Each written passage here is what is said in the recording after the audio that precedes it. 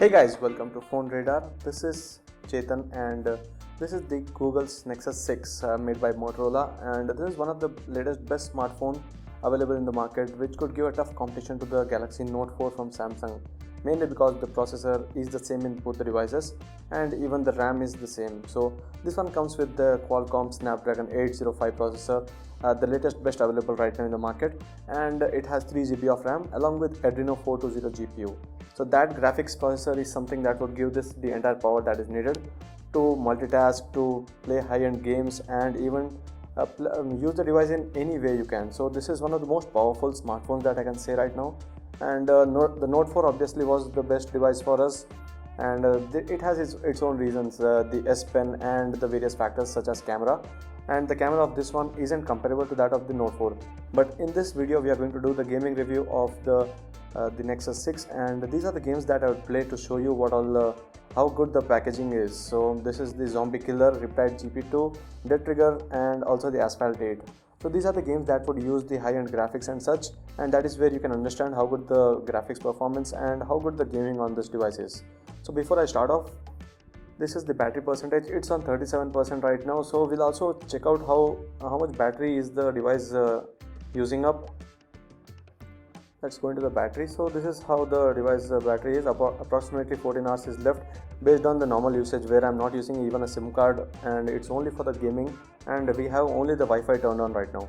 So let's also check out the temperature right now. The main areas where you usually see this heating up is this processor area near the camera, and right now it's about 33 degrees the temperature on this one.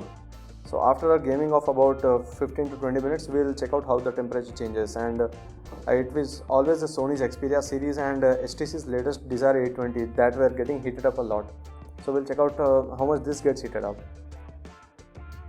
So the first game that we would play here is the Asphalt 8. And before I start this off, I have already played games on the Nexus 6, and they played pretty amazingly and very well, except for this Asphalt 8, which I'm playing for the first time. I played even the GTA San Andreas and also the Dead Trigger 2. They played pretty well. So this is the first time I'm playing the Asphalt 8 Airborne, and let's check out how well it does. So a good gaming not just requires two things, that's a good processor and GPU, but also it needs a brilliant display and the speakers for the best experience, and that is what we found good on this GTA San Andreas. This is just about 60% of the volume. And this was the top volume, where it did a very good job with the dual stereo speakers. So these are the situations where the game shows the most graphics, when I'm crashing through something, and even when I'm trying to change through the different graphics. So this is how well the game is being played on the Nexus 6, and that is thanks to the processor and also the GPU that is handling everything. So the next game that we would play here is the Dead Trigger 2. So this is the Dead Trigger 2 game, which also has a lot of graphics, and this is where you continuously have to keep your finger pressed on the screen for moving around. So that is where the touchscreen response is also known, and this also did a brilliant job with this gaming. So I've been a big fan of this Nexus 6 already for this gaming and such performance, although there weren't any issues or such with the Note 4 also. So this is the Dead Trigger 2, and I'm into some other level already. So as you can see, this is how the performance of the gaming is.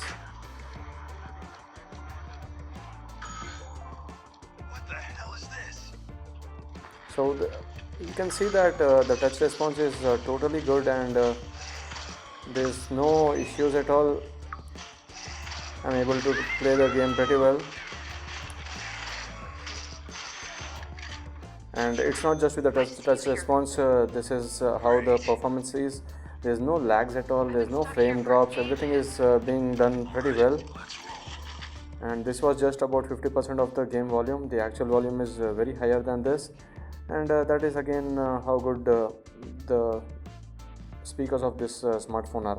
I even connected the smartphone to the headphones, and the headphones output also were brilliant. So this was the Dead Trigger 2 game, and now Let me go into the next one, that's the Riptide GP2.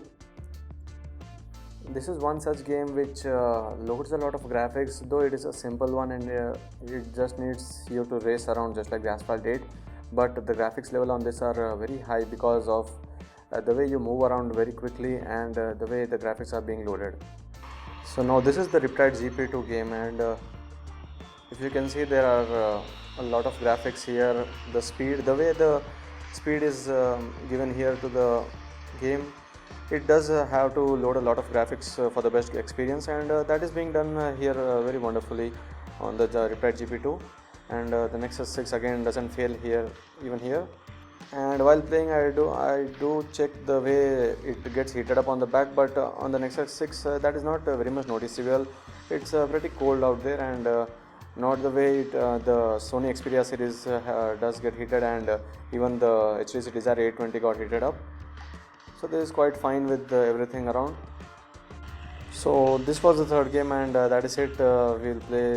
We played these three games, and once I'm done with this game, I'll show you the battery percentage and even the heating, how much this device got heated up to, so that you can understand how well the gaming performance would be. Because whenever the smartphones get heated up a lot, you don't like it, and all the gaming experience goes down because you try to cool down the device rather than checking how well you are playing the game around. So this was the Riptide GP2. Everything went on well, the game played well, and the graphics loaded very neatly. That is thanks to the Snapdragon 805 and the Adreno 420 GPU. So these were the three games that we played, and now let me check the temperature of this phone.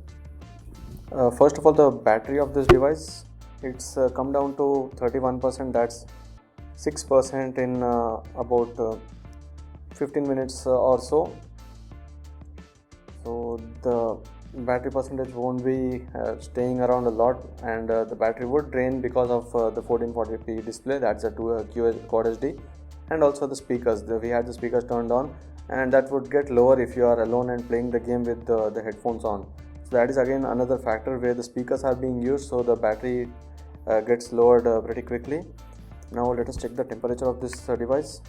Again, in the same area, it has gone to 39 degrees or somewhere around that, and that is not at all alarming. It's quite fine because 39 degrees is not very huge. If it goes to around 42 degrees, then you can understand that it's getting heated up. So 39 is quite fine, and it was 34 to 36 initially, so not a bad deal here. So the Nexus 6 gaming is pretty amazing. This is one of those smartphones where I did like the gaming totally, and this is where you can try to play around the game. If at all you own a Nexus 6, and you shouldn't be playing any the normal games or any low graphic games, because this device is made for the high-end graphic games. So this was the gaming review of the Google's Nexus 6. In the other videos, I'll be doing the benchmark tests and also let you know about the performance of the smartphone and the camera review of the same. And also we'll be coming up in a couple of weeks with the actual review of the Nexus 6, how good the smartphone is for this year's flagship devices. So this was the gaming review. Do check out the channel PhoneRadar for more videos and subscribe to it for more. Thank you.